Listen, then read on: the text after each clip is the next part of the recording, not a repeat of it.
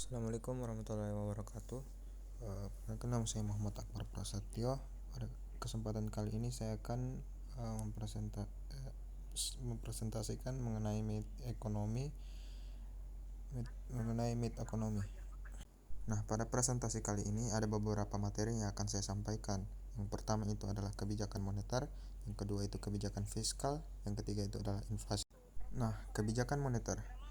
Kebijakan moneter adalah kebijakan untuk mengatur jumlah uang beredar atau JUB yang bertujuan untuk meningkat pertumbuhan ekonomi.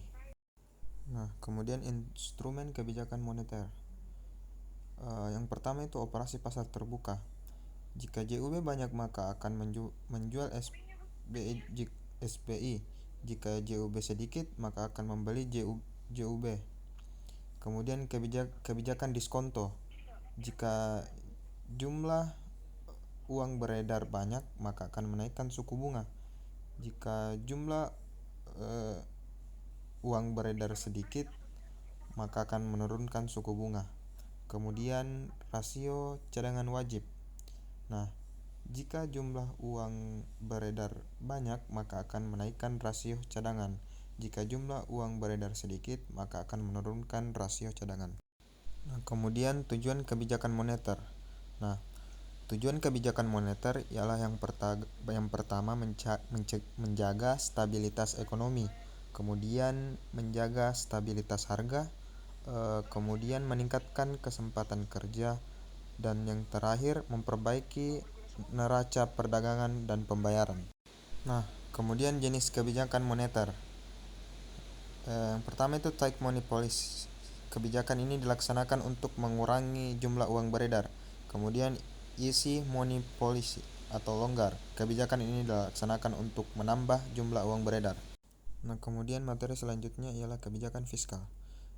Kebijakan fiskal ialah kebijakan penyesuaian di bidang pengeluaran dan penerimaan pemerintah untuk memperbaiki keadaan ekonomi. Nah, selanjutnya itu fungsi kebijakan fiskal. Yang pertama itu fungsi alokasi. Menentukan dengan tepat bagaimana dana akan dialokasikan. Kemudian fungsi distribusi, menentukan berapa banyak yang akan disisihkan dan untuk tujuan apa. Kemudian fungsi stabilitasi, mencapai kestabilan laju pertumbuhan ekonomi. Yang terakhir fungsi pembangunan, menentukan kebijakan jangka panjang yang tepat sasaran untuk pembangunan ekonomi. Kemudian tujuan kebijakan fiskal. Yang pertama itu meningkatkan pendapatan nasional dan pertumbuhan ekonomi. Yang kedua memperluas lapangan kerja. Dan yang ketiga mengurangi pengangguran. Yang terakhir itu menstabilkan harga. Nah, selanjutnya itu inflasi. Inflasi adalah kenaikan harga barang dan jasa dalam jumlah besar yang terjadi secara terus-menerus dalam periode tertentu. Salah satu hal yang menandakan terjadinya inflasi ialah meningkatnya peredaran uang kertas akibat penurunan nilai mata uang sehingga berimbas kepada kenaikan harga barang dan jasa. Naiknya harga barang dan jasa secara keseluruhan ini membuat biaya hidup semakin meningkat. Umumnya, inflasi adalah kondisi kenaikan barang dan jasa yang diukur selama 1 tahun oleh lembaga statistik negara di Indonesia. Di Indonesia, peran ini dipegang oleh Badan Pusat Statistik atau BPS. Kemudian penyebab terjadinya inflasi. Salah satu penyebab terjadinya inflasi ialah peredaran uang yang meningkat di masyarakat akibat merosotnya nilai mata uang. Hal tersebut membuat harga barang ikut naik. Semakin banyak uang yang beredar, maka nilai unit mata uang pun akan semakin berkurang. Akibatnya, harga barang dan jasa naik, sementara daya beli masyarakat menurun. Umumnya, fenomena peredaran uang yang tak terkendali tersebut disebabkan oleh kebijakan moneter yang longgar. Inflasi juga dapat disebabkan ketika permintaan barang atau jasa meningkat namun tidak diimbangi dengan pasokan yang mencukupi. Selanjutnya itu ialah jenis-jenis inflasi. Inflasi dapat dibagi menjadi beberapa jenis berdasarkan penyebabnya. Yang pertama adalah inflasi permintaan. Inflasi ini terjadi ketika permintaan barang dan jasa melebihi penawaran yang tersedia sehingga menyebabkan kenaikan harga. Yang kedua ialah inflasi biaya. Inflasi ini terjadi karena biaya produksi meningkat, seperti kenaikan harga bahan baku atau tenaga kerja yang kemudian diatasi dengan menaikkan harga jual. Yang ketiga itu inflasi struktural.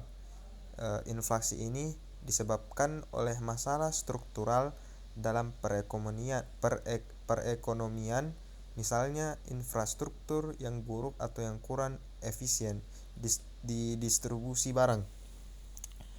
Yang keempat, inflasi moneter. Inflasi moneter terjadi karena jumlah uang beredar di pasar melebihi pertumbuhan ekonomi sehingga nilai